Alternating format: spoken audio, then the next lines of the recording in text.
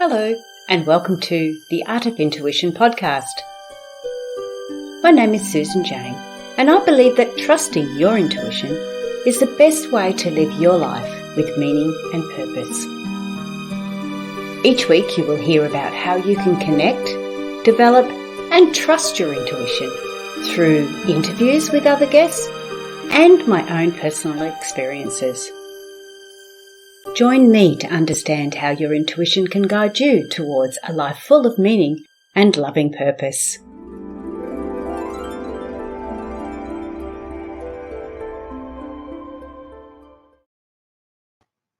Hello and welcome to the Art of Intuition podcast. I'm Susan Jane, your host, and today we have got this amazing lady. Her name's Kim Muench, and she is a certified parent coach. Now, I know in my days of when my children were young, boy, did I need some help there. And of course, we didn't have internet. We didn't have this opportunity to be able to connect with people that can help us in this way. But what I really like about Kim is she's really into the intuition side of things too. So a lot of her coaching and her parenting skills have come from her intuition. Sorry, I was going to say her intuitive side, but her intuition. And it's allowed her to feel what she needs to do and get a deeper understanding of things. But that's enough from me. I want to say, I'll give you a little short bio on Kim. She's, like I said, a qualified coach. Now, she's obviously got her own mum. She's got her own children. So she has not just researched and understood and learnt this in the logical sense, she also has lived it. And look, I'm not going to go too much. She's got a book coming out. We're going to talk about that at the end. You'll be really pleased with this one. But I'm going to introduce you to Kim because I've got to stop talking and she can do some talking. So welcome on board, Kim. Hi, Susan. I'm so glad to be with you today and to talk about all things intuition and how it's guided my path and, talk about the book as well. So, yeah, it's going to be great. Okay, so what I want you to do first of all, Kim, is just sort of give us a rundown of background. Like, why on earth did you go down this path? I mean, coaching parents, I could have done with you a few years ago, I can assure you.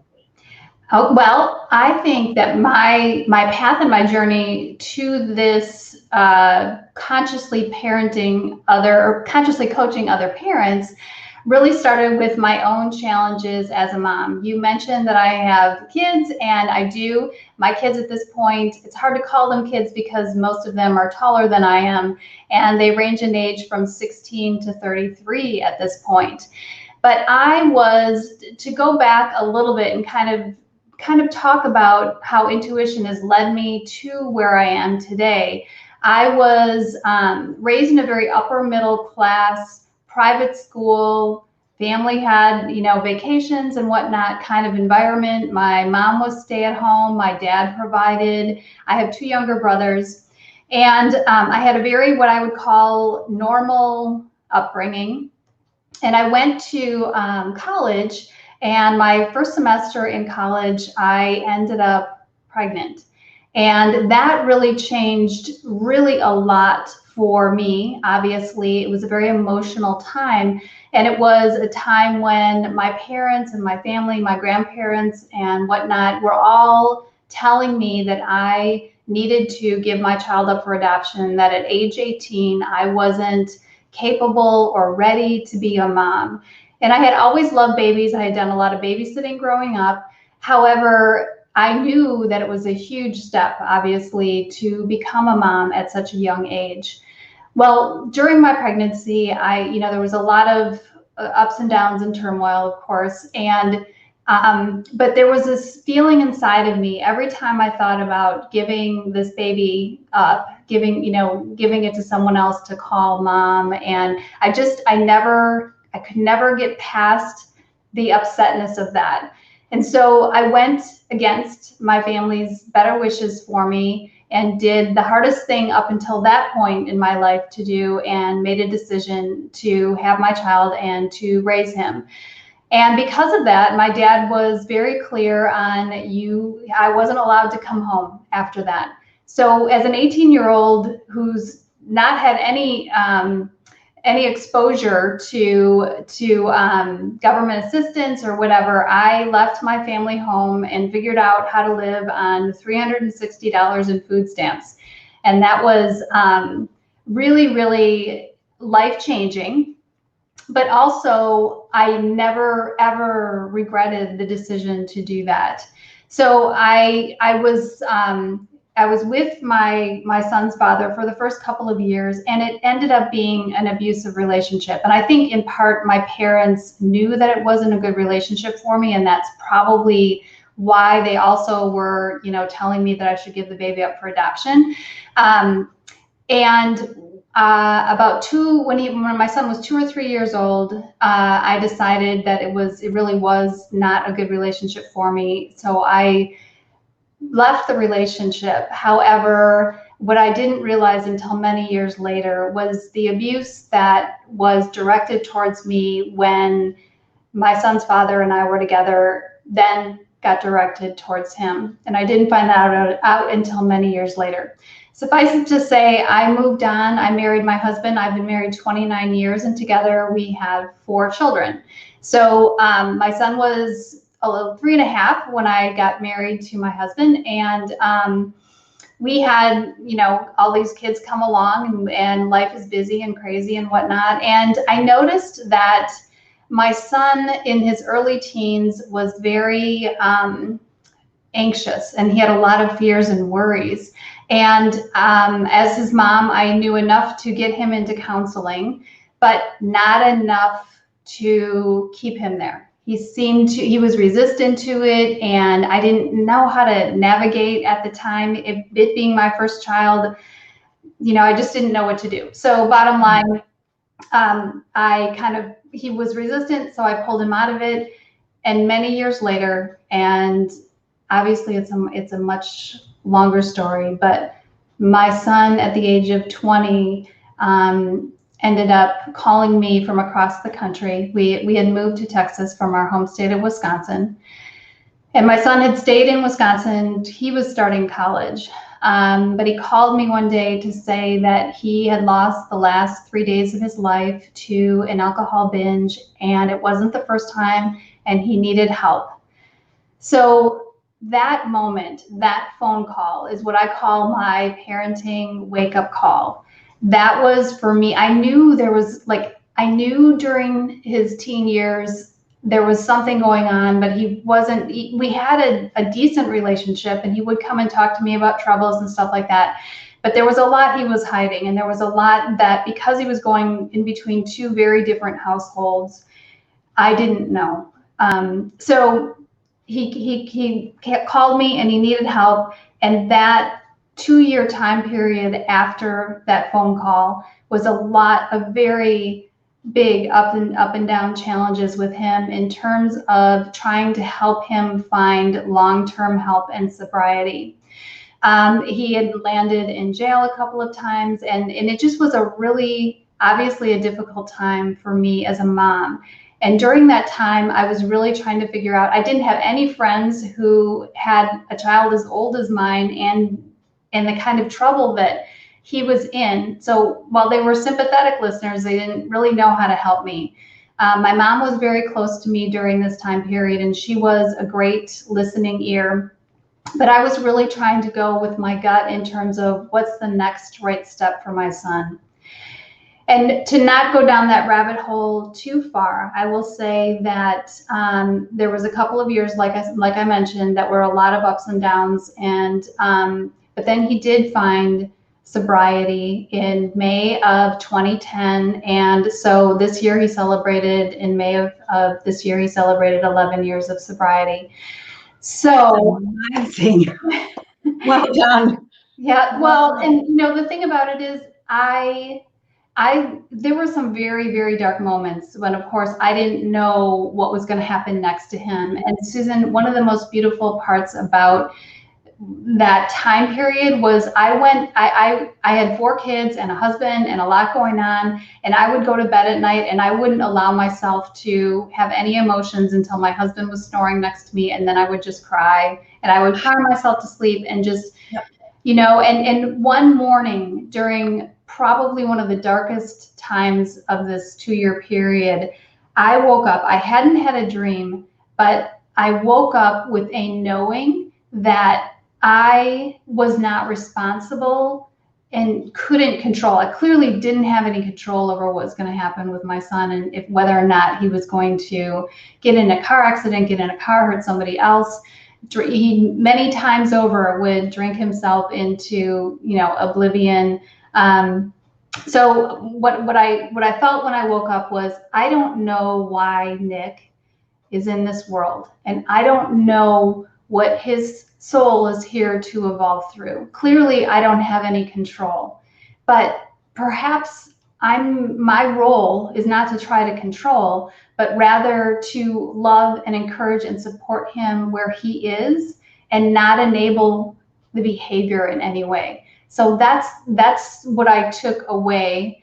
And while it was very difficult, that's what remained in my brain during that time period, is that as a parent, I have no idea why my child has come into the world through me or to me, but my role is to support and encourage without enabling the destructive behavior. And when I see the destructive behavior, I have to hold space for what he might be learning in the process of something I never wanted him to experience. Yeah, it's such a fine line, isn't it? Having that understanding between enabling and supporting. It's incredible. Oh my goodness, I take my hat off to you, and I don't wear a hat.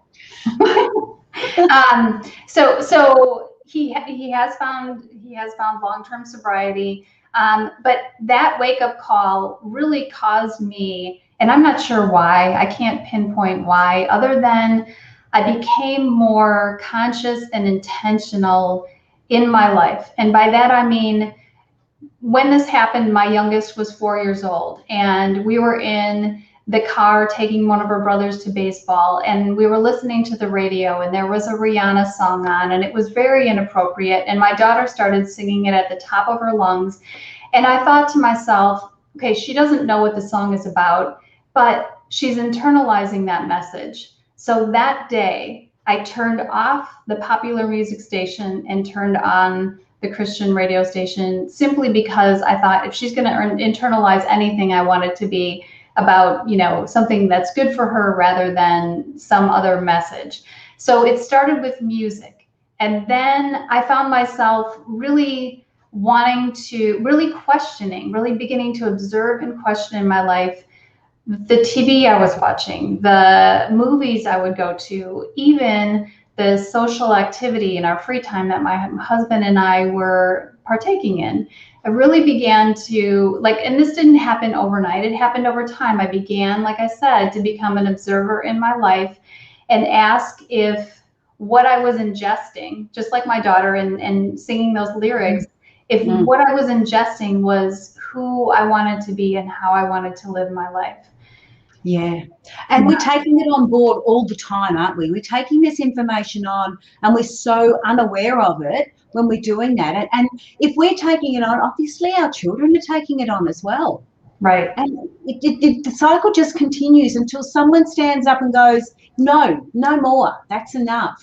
We've got to change something. And it's those small steps, one at a time, that's allowed us to do it. And, I didn't even think of the music and things like that. It wasn't until later on that actually my kids have turned around and said it to me. I used to put a tape on, and it was I can't remember who had it or anything. It was every day and in every way I'm getting better and better. And I put these on, and these were those, personal affirmations, these feel-good things. I would put them on, and my kids still remember them. And so they were in the car playing, because I didn't do it against what they were listening to. Like you acknowledged that you didn't like that. I didn't acknowledge that, but I did acknowledge that I wanted something better. So there's those two different aspects of it. And so I would start putting on these type of positive affirmations and things like that were on the on the cassette tapes in those days. How old's that? Yeah, old. Yeah. It was a while ago. Yeah, so I just what was the next became step? more aware. I became, and I gotta say, there's still areas of my life, like I have, and then I think it went into books. I really, like, I've always craved books. For years, I have craved books that I will only read something that I feel I will be a better human being in one way or another by the end of the book. It's either somebody's personal journey that I can learn from or some kind of development of myself. But that's another shift I made, was kind of away from fiction and into, you know, reading about other people's lives and how to better myself. I shifted out of some friendships. I, you know, shifted a number of things that I would do in my free time. And I think really, I don't know if it was part of, you know, just getting older, but also really, again, just asking myself, who am I and how do I want to show up in the world? So one of the things that I decided to do, I had told you that I got pregnant in college in my freshman year. And when Nick kind of gained some traction and got into a sober situation for himself, I decided to go back to college, thinking that my mission was to work with teenagers who had substance abuse issues. So I graduated from college with honors. I passed our state exam on becoming a licensed chemical dependency counselor. And I started on my 4,000 internship hours. And about 1,000 hours into that, I decided that working with teenagers who didn't think they had a substance use problem was not where I wanted to go with this. But I really loved talking to and supporting their parents while the child was in treatment. So about that time, through the magic of Facebook, I heard about parent coaching. And I didn't even know that was a thing, but I decided to look into it. And when I looked into it, I thought, you know, I want to help parents before there's a problem, before there's a crisis. And the biggest challenge that I face even today, 5 years into my business, is that just like me, until it hits you over the head, parents don't necessarily like to work on on themselves and the relationships with their kids. But I'm telling you, it has been one of the most fruitful things that I have done over the last 12 years, was to work on myself and the limiting beliefs that I took on about myself as a child that played out over and over again in my relationships to my kids and in my relationship to my husband, until I did the work of looking at those. And that's the work I do with women now. Wow. So you're actually helping them you're helping them with their limiting beliefs, and then that in turn is helping them with their relationship with their child or children. Yes. Yes. So the coaching that I do is not so much give me the 3-step process to getting my kid to listen to me. It's about mom looking at herself, because our children are mirrors to us, and they trigger, their behaviors trigger us. And there's always a surface feeling with that. Like, you may be overwhelmed, frustrated, stressed out, disappointed, whatever it is with your kid on the surface. But there is something deeper going on underneath the surface that is about you. For example, a mom who feels so disrespected and not listened to, absolutely her children may not be listening to her and she's frustrated and upset. But deeper than that, that behavior, the reason she's so triggered and so reactive to it is because typically she was not heard or seen as a child. And so she's feeling, now that she's in the parent or adult role, that this is her right to have this child listen and obey, because that's the generational pattern of dominant parenting that we've all, not all of us, but a good portion of us have grown up with, was better to be seen, you know, you may be seen but not heard. And I truly believe that our kids today are coming into the world more sensitive, there's more anxiety and depression and even suicidality at times, because, and this is not to blame parents, they're calling us to evolve the way that we relate to them, to one of with them rather than over them. this is what they're calling us to do. And like I said, I truly believe my kids and lots of other kids are really coming into the world in a more sensitive, open-minded way, and wanting us to come alongside of them rather than dominate over them. It's especially during the teen years, the more you try and dominate and control and talk rather than listen, the more go around you're going to have with your adolescent son or daughter. Wow. Yeah, and it's very, very true. My children are all in their 30s now, so I'm doing okay. I can enjoy the grandchildren now and play and hand them back. But yes, I have to be honest, there was that time there where I probably didn't do it because of my children, but I did it because of my relationship. And because my relationship was so out of whack, I started working on myself. I knew I couldn't change him and what he was doing and how he was looking at things. So I had to change how I did it. And so in that change, I think it allowed me to also reflect better with the children as well. Because I had 3 in 3 years before I worked out what was causing it and stopped. Yeah, I'm a bit of a slow learner. But yeah, I get where you're coming from. So it's not necessarily what the triggers are, but these are some of the triggers that we can look at. And if it's the children are young and you're not feeling that there's a problem there because they're too young, like you say, adolescence is when we really notice it. But if there's other situations that are triggering those feelings, then we need to look at it. And a lot of families now have mixed. A lot of families are mixed. They might have, 2 families that have come together. Yeah, blended. Mm-hmm. So you can imagine. I can imagine the triggers that are.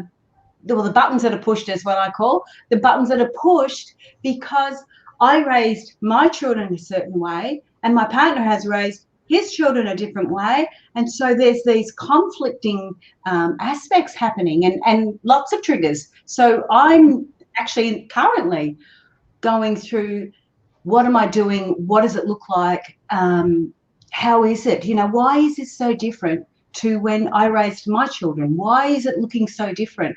And yeah, what you're saying really, really makes sense.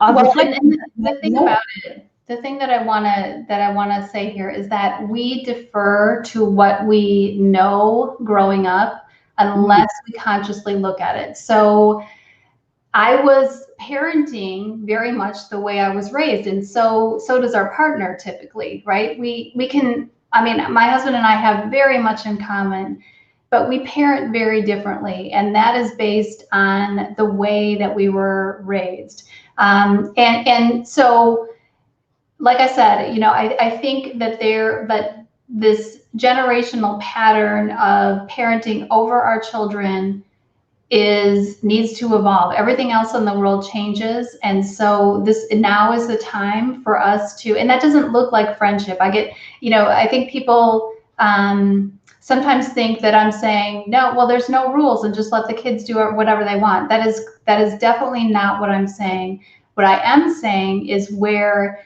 we can, to allow them some choice in their lives so they can build their own sense of self.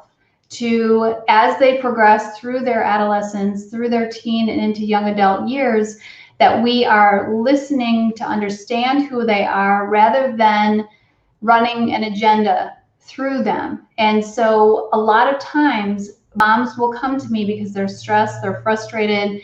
The child that they knew one day went up the stairs and the next day they came down a completely different person and they don't know what's happened. So educating parents a little bit on the changes that go on in the brain and that go on emotionally for teenagers is really important, because parents will get to a place where they think, this child looks like an adult, so therefore, the expectation level that they're not going to make dumb mistakes or they're not going to make unhealthy choices comes along with that because they look like an adult. But the reality is the brain is still growing and developing until the mid-20s, and even the most level-headed child can make a decision or a choice that you would not expect, but this is part of growing up. And when I look at my own life, it is the moments, being a pregnant teen and dealing with all that went with that. Those were the moments that I built up my resilience. It wasn't in the years of everything was going well. It's in our challenges that help us build our character. So it's so important that as parents, we allow our kids to have those challenges and not try and take them away, so that or smooth things out. Because even if we don't, even if it's something really big, like 18 years and pregnant, I mean, this is a very scary thing for my parents to go through, but that's where I found out who I was. And again, really tapped into my intuition about, stepping into the role of a parent. And I wasn't perfect at it, obviously. But to talk about that inner gut feeling, I've really tried hard to use that as my guide throughout my life. And when I have followed it, even in the hardest moments, it has shown me the right path. And I've never regretted anything. For example, a recent example of this, I've been coaching since 2016, and I was doing that part-time. I worked at a children's hospital as well. And with the start of the pandemic, I really felt a deep calling to go into coaching full-time. It's working specifically with moms who have kids between the ages of middle school and mid-adult, so mid-20s. And my husband, to further complement, that was really calling to my heart. And I worked 20 some hours a week, and I was trying to build my coaching business on the side. My husband left corporate America 3 years ago to start a travel business. And you can imagine how travel has been almost non-existent, right, for the last 18 months. So for me to go to him and say, I'm quitting my job and I'm going into coaching full time, didn't necessarily go over well initially. However, that call, I'll just put that mildly. You can just let it. Great timing, as always. Yeah. So I did leave. I left my job at the end of 2020 to pursue this full time. And I don't regret a moment of it. Am I where I want to be? Not yet. But I know my intuition and my passion for wanting to serve and help other families is so deep. It would not be put there if I wasn't supposed to follow it. So while I'm in the moment living a little precariously, wondering, I mean, it's not so bad that we're not living under a bridge or anything, but the point is that things are uncertain. Beautiful bridge if it was. It looks lovely in your background. Yeah. But there's no, I don't have any idea how this is going to be in 5 or 10 years. But I don't, like I said, I think when you have something so deeply calling in your heart to do, that I just can't ignore that. And I feel like I'm living my purpose, and I don't regret, as much as I like the job and the security of the job, of leaving that for even a little bit of risk that we're in right now. Yeah, I agree. When you've got those calling, when that calling is so strong, you almost don't have a choice, do you? You know that it's not going to work unless you do it. It's really weird. I'm in that sort of same boat. I mean, I don't get paid to do the podcast, but I just love it. It's so deep and I can't not do it. I have to do it. I love it so much. So it doesn't feel like a job, but it's probably not paying the bills. But anyway, they got other things to do that. Right. And I read a book that was so instrumental last summer. I think she's Australian, actually, now that I think about it. It's called The Top 5 Regrets of the Dying by Bronnie Ware.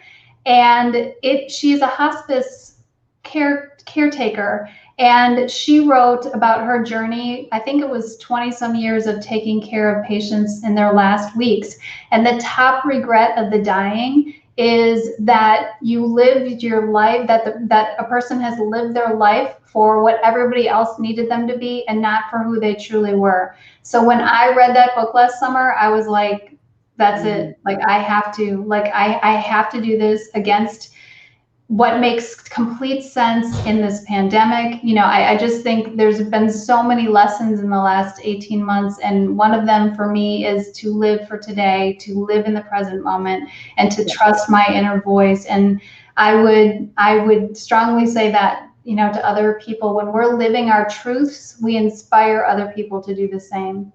Absolutely, we certainly do, and there's no if, buts, or maybe. And it's not just inspiring other people, inspiring those people around you. One of the things that I did with my children, I remember my oldest daughter. She was started going to these parties, and I was a little bit, how you get a little bit not sure. They're people I don't know, and all the rest. But anyway, there was a couple I'd taken her to, and I had to drive her there and pick her up, so that was okay. But then because we lived on a 90-acre organic crop farm, we were quite a way out of town. So she started doing a few sleepovers at a girlfriend's place. There's one particular party, and I thought, I'm over being the ruler. I don't want to make this decision anymore. I don't want to. So I remember saying to her, so who's going to be at this party? And she sort of rattled off a few names, didn't mean anything. And I said, so I don't know any of those. And she knew that.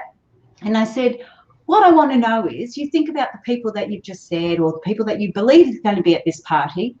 How do you feel about going to this party? Now, I don't know where I got this from. It came up intuitively. I said, are you going to feel safe at that party? And you could see her. She stepped back. She had a real good think about it. And she went, you know what? There's going to be people there that I don't want to be with. And I said, well, it's your choice. Do you want to go to this party or not? And she said, no, actually, I don't. And it was it blew me away, I can assure you. But again, I followed what I was feeling. It was like, I am over making decisions for you. You're big enough to make them yourself. If you don't know who's going to that party and you don't feel safe, don't bloody go. If you feel safe, okay, I will take you there. I will pick you up. So I started to make her become more aware and empower her to feel for what she needed to do. It was amazing. And that's work. That's what I think our job is, especially again as our kids progress through high school and into their young adult years, is to be the safe space for them to be able to ask questions, think through, come from a place of non-judgment. The more our kids know that they are heard for who they are and not who we want or need them to be, the more they can explore who that is and begin to question, like your daughter. Clearly she felt safe enough, or she had thought it through, and your questioning her didn't turn her in a space of going, well, I'm going to go anyway. And, she thought about it, and that's what we want our kids to do is begin thinking about their lives and whether or not the choices that they're making are coming from friends and peer pressure or anything else, or coming from inside of them. So when we honor our kids by listening to them and giving them as much choice in their lives as we can, maybe it's about their extracurricular activities or the level of studies that they're taking in terms of if they take accelerated or unaccelerated classes. If we give them some ability to have autonomy in their lives, they begin to trust themselves, and that's how we build a trusted relationship with them as well. It also allows them to make mistakes, and you don't judge them for it. I remember at that particular time, I did say to her, because she was worried that she was going to miss out, that fear of missing out. Mm-hmm. And I said, well, what can we do? Did your girl? I know what your girlfriend's like, and I know what your girlfriend's mum's like. Do you think, she would like them to be at that party. Why don't you get a couple of your friends and bring them? We can bring them here, and you can have a sleepover here, and just enjoy, have your own party. So we made other choices for her, so she didn't have that side to it. But they were. It empowered her. It gave her the ability to go yay or nay. And like I said, it didn't work for my son, but I tried. We can only try. Well, and I have 5 very different personalities that I'm dealing with as well. My youngest is my only daughter, and it keeps me on my toes. I have been a parent for 33 years at this point, but boys are different than raising a teenage girl. And so when the parents that I'm coaching, I'm really in the thick of that myself. And so I don't tell parents, or I don't preach or teach something that I'm not having also myself to be challenged with. And like I said, definitely listening more than we speak is one of the things that I talk to parents about all the time. And it's really, sometimes our kids are quiet, during these years, and they don't want to talk and whatever. And that used to make me really nervous and anxious. Like, why is my kid not talking to me? Why is it, but the reality is that sometimes they don't want to talk, and just you being there and being present, again, working on your own stuff so that you're available to them, you're emotionally attuned to them. Like, you don't have to be standing over them, hovering over them, that kind of thing. But they know if they want to talk, you're available and you're there. You're actually accessibility, isn't it? You're accessible to them or for them. Yeah, you're not sidetracked. You're not so stressed about life or all the other things, which can get very easy. We can very easily fall into that. But as I continue to work on myself, I also remind myself I'm role modeling what I want my children to be when they're adults, and that is someone who continues to work on themselves, because it's lifelong, and that I continue to have this ability to connect with them emotionally, because I am working on myself. I am putting myself first. I'm taking care of myself so that I can be there for them. Absolutely, yeah. Listen, Kim, we're starting to get low on time, but what we've had going on the video is a little ticker down the bottom, but of course our podcast listeners won't see that. So I just want to let everyone know that Kim does offer a 30-minute complimentary conversation with mothers interested in working with her as their conscious parenting coach. So there is that 30-minute complimentary conversation which you can connect with. But where do you do that? Of course, you do it on her website, which is reallifeparentingguide.com. Now, I don't need to spell that because I think we're all grown up enough to do that, but it is reallifeparentguide.com. Yeah. So reallifeparentguide.com. Now, also, you can connect with her via email, which is reallifeparentguide@gmail.com. But the exciting news, why I need to stop you talking, is about your new book. And here is a picky, but you have to talk about it because obviously the people on the podcast can't see the picky. Okay, so the title of the book is called Becoming Me While Raising You, A Mother's Journey to Herself. And it is my personal journey of looking back to move forward. So looking back at my childhood, really questioning, what do I believe about myself? Where did that come from? Is that true? And then shifting some of the beliefs that I really believed about myself for a long time. For example, I spent a lot of time not raising my hand in school, not speaking out in relationships. I had this deep belief about not being worthy of being heard. So I did work around that. And of course, I'm on this podcast now, way far away from where I live, talking to lots of people. And because I truly believe that I do have something to offer the world, and that this book is going to help many, many other people look at their own beliefs and their truths and want to work to question whether or not those beliefs are true and how they might not be serving their lives by having those beliefs they're running from. Absolutely. Can you repeat the title again for us with your Sure. name? Sure. It's Becoming Me While Raising You, A Mother's Journey to Herself. And I do have, so the book is coming out the middle of July, and I do have a class for moms that meets on Zoom once a week by the same name. We go for 8 weeks and we learn all sorts of things about parenting adolescents. And then I also have a digital TV show by the same name where I interview other women who are working to juggle their entrepreneur journey with present parenting. So I have 3 things under that title, but I'm super excited for the book to come out next month. Cool. So they can get that on your website too, reallifeparentguide.com when it comes out. Yes, and they can sign up now to learn more about when it's coming and all the things that go along with it. So excellent. That is so cool. I think that's it. I think I've covered off everything. Have I covered off everything? Oh, yes, you have more than enough. Thank you for giving me the opportunity to have all this time to share my story with your listeners. Oh, look, when you're sharing the story, we can relate to it. You know, it makes sense. It's not somebody academically telling you what you should be doing. It's somebody who's living it, and it might not work exactly the way you've done it, but it doesn't mean it doesn't work. And we can take those lessons and get that understanding and take it forward.